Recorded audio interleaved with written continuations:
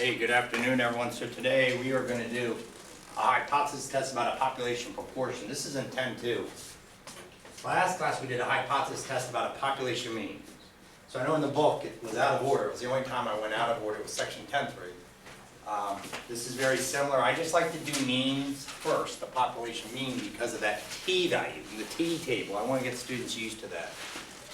Well, we're doing a hypothesis test about a population proportion. It's that Greek letter rho, right? It's that Greek letter rho. We use z here, so there's no t table. There's no t-score, it's all z-scores with proportions. Don't worry about getting some degrees of freedom or anything like that with this. You only need t, the t value when you're talking about mean, so you can think of mean Mr. T. If you know Mr. T. So we'll be using z today. We'll be using the normal distribution, which has the z-scores and stuff. I do want to point out, to do that, we will be hitting the inverse norm button on the calculator. But everyone does have a copy of the t table, right? You might find it handy because at the very, very, very, very bottom of the t table, there is a row, and guess what letter it sits on the left at the degrees of freedom? Z.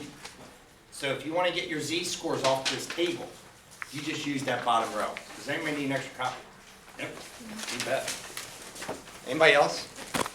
Because some students prefer, they actually go, oh, I can hit inverse norm on a calculator, but it's sitting on this table. I'll just get it off the table. You know, it's attached to your test. Even to this day, you know, I love technology.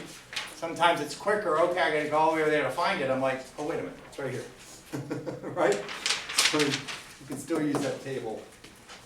It's got all this t tables, but way at the bottom of all these degrees of freedom, as it approached infinity, it turned into the z distribution. All right. Hey, so when we do a hypothesis test, we always want to go through and make sure we set up the hypothesis test, verify requirements, justify results. That's where we perform the approaches. So this takes the busy work. We'll do it the long way first. You know how I work. You know, let's go through everything, show every statistic, every calculation. Then we'll talk about the end of class. What's the fast way, right? All right, zoom this thing. And we always state our conclusion. With our conclusion, we just go, there is evidence suggesting that, or there is not evidence.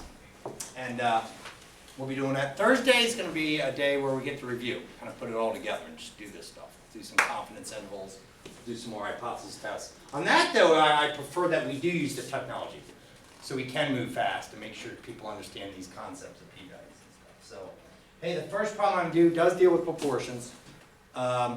This is in section 10.2. It's on page 94. And I want to choose an even problem. And how about number 22? I was looking for the most interesting topics. One's about men strained during marriage. I was like, yeah, that's pretty good. But this, maybe we'll do that problem. 22 is about living alone. I thought that would be pretty good. And 32, perhaps we'll get to that one. That deals with, they were talking about the death penalty. You wanted people's views on the death penalty. We'll start with 22.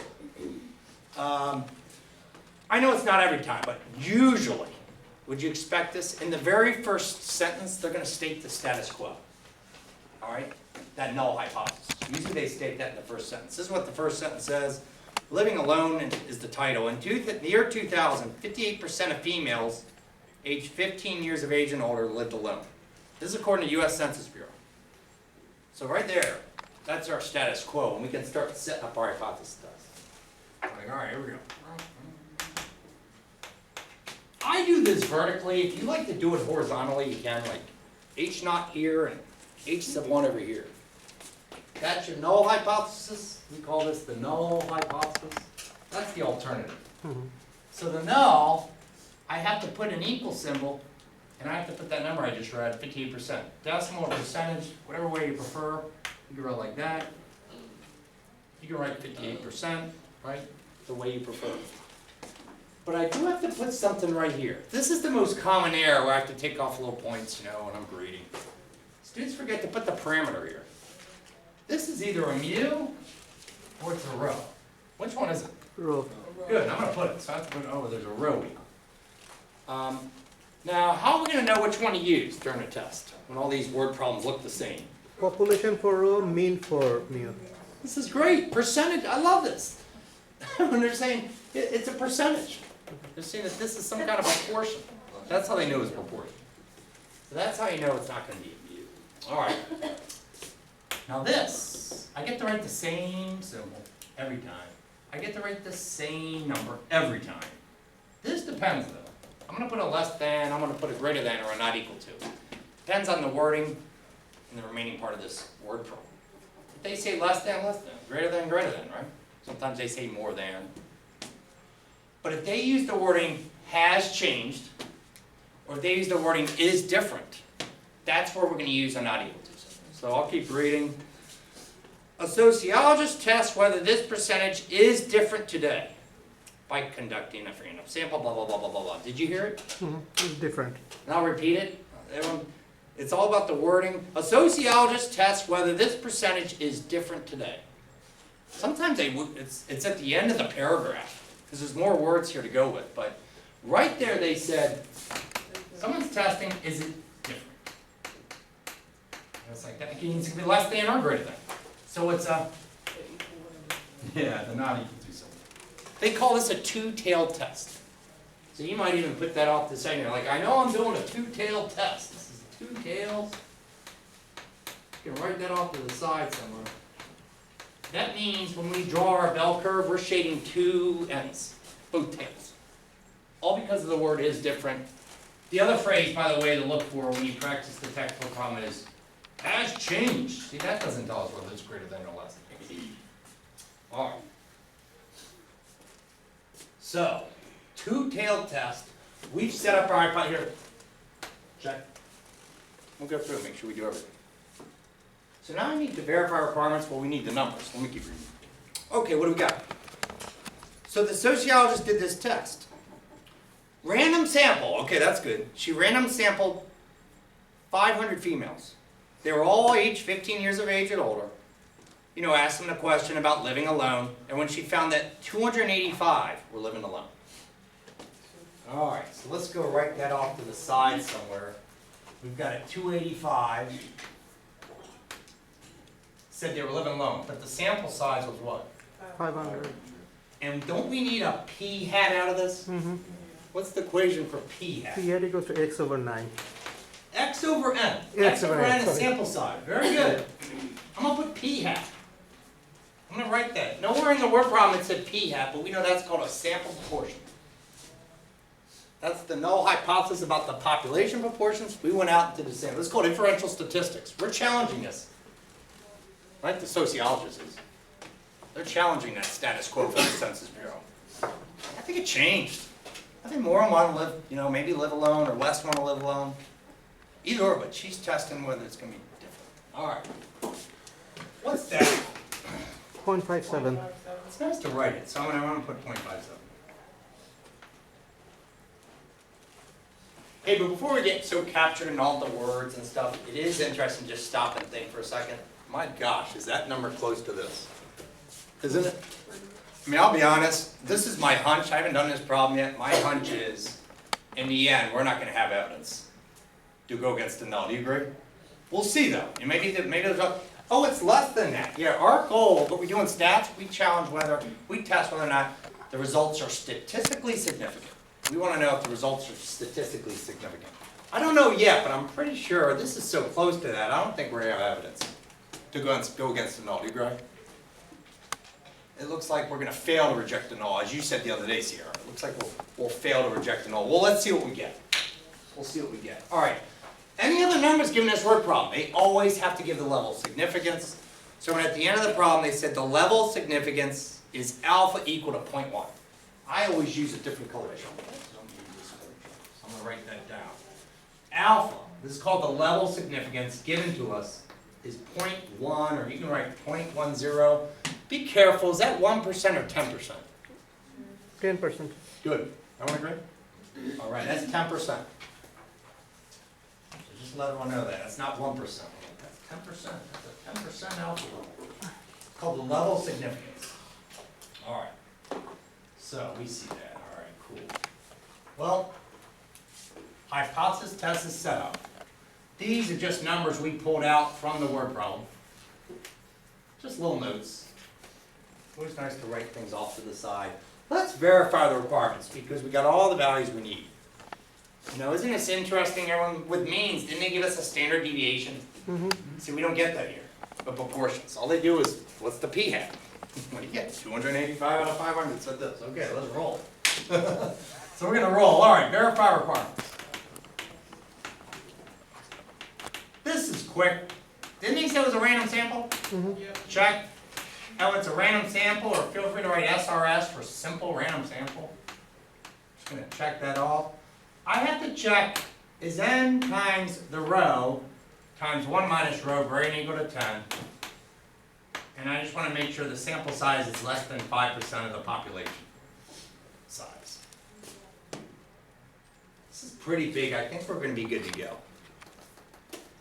Cool. You know what's interesting about this section? I don't want to go off on a tangent, I'll be brief. There are ways to still answer these questions if you're dealing with a small sample size. All right, so if we don't get that to that today, I'll mention it on Thursday. So if you're like, what do? You just give up if you're dealt with small sample sizing problem? If this doesn't check out? There's other ways to work the problem and still find like a p-value and stuff. If they're normally distributed, you don't have to write. That's right. He's right. He goes, that's what we're checking everyone. We want to see, is the distribution of the sample proportion normally distributed? It sounds so confusing, but it's really not that bad. As long as it is, we're good to go. We get these disease scores and everything. We'll keep rolling. All right, so we're going to check this. What was that? 500. All right, that one is 500 times 0.57. 0.57. Oh wait, this is a row, isn't it? So I'm going to use the actual null hypothesis, which is the what? 0.58. Oh. I know, but you know what's confusing, Art? I know you said 0.57. In section 9.1, we did confidence intervals of proportions. We didn't have a row yet. So we were stuck using p-hat there. Got But it. in this case, someone gave us some null hypothesis. I'm going to use that number Got it. for my check. So it's a good question there too. That used to confuse me as a student. Like, do I use row or p-hat here? When you're doing a hypothesis test about a population proportion, you will use row there. What's 1 minus row? 0.42. All right. We're just, is that higher than 10? Yeah. I think it is. That's a big sample size. It is? Check. And please, everyone, please check this. 500 is well less than 5% of, we're not talking about men, just women, right? But age 15 years of older in the US, oh my gosh, that's what? A lot of people? This is definitely less than 5% of that, true? Yeah. Check that off. How did you get the 0.42 again? Oh, for this, I know I wrote a Q up here. Q, I'm going to always refer to as 1 minus that, either p-value or the row value. So that's what I did there, Michael. I did 1 minus that. The only reason I say that, it's an easy way to remember. You go NPQ with proportions. Here you go, my check is NPQ must be 10 or higher. And when we're ready to roll, you go, what does this mean? Our requirements haven't verified it, means the sampling distribution of p-hat is approximately normal. It means we get to do everything. We get to use the normal z-table, everything. Sample size is big enough. So, go over here, check that out. Alright. Here's the real good stuff. We're going to do the classical approach and the p-value approach to this. So, part 3, justify a result. Let's start with the classical approach. So with the classical approach,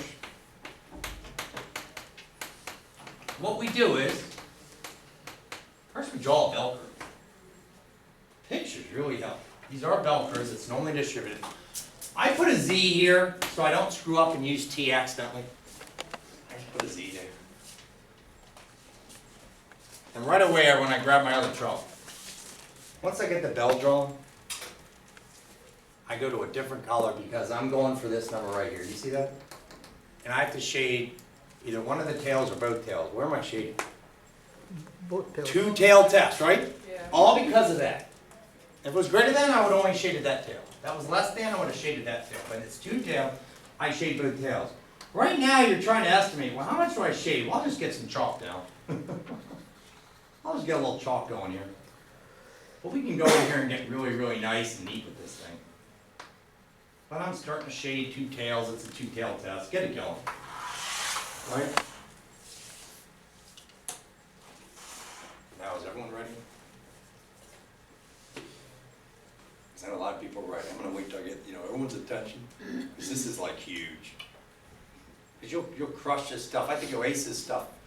When it comes to testing, I'm serious, we gotta be careful one thing. The two-tail test, right? Two tails, you see that alpha level? On a two-tail test, these two areas have to add up to that. Has everyone got that? Let me say that again, we gotta be very careful. What I'm saying is, I'm not gonna do this. 10% over here and 10% over here. No. No. These two areas have to add up to the what?